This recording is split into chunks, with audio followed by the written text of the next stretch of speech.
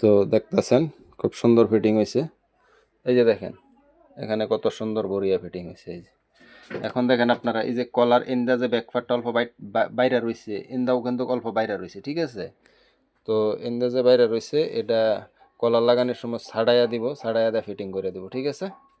এই জন্য ইন্দা অল্প বাড়াইয়া রাখছি, ইন্দা অল্প বাড়াইয়া রাখছি।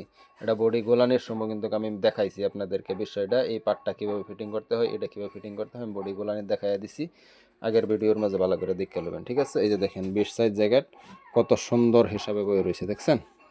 এভাবে জ্যাকেট বানাইতে হয়। হ্যাঁ, লটকিগুলা দেখেন, এই যে লটকিগুলা ছোটো বোতামের লটকি, লটকিগুলা খুব ভালোভাবে লাগাইতে হইব, চিক্কন করে বানাইবেন। এলা বড় জ্যাকেটের লটকি হোক ছোটো জ্যাকেটের হোক চিক্কন করে লটকি বানাইবেন। আর তার বাদে বড় জ্যাকেটের লটকিটা তো যাতে বড় বোতামটা লটকিটা যাইতে পারে, এত ছোটও না যাতে বোতামটা না যায়, এত বড়ও না যাতে বোতামটা নিজে নিজে খুলে যায়, ঠিক আছে। তো এটা বড় জ্যাকেটের লটকিটা অল্প বড় রাখতে হইব যাতে বোতামটা যাওয়া আওয়া করে, আর ছোটো জ্যাকেটেরটা অল্প ছোট রাখতে হইব যেহেতু এটা বোতামটা ছোট হয়, ঠিক আছে।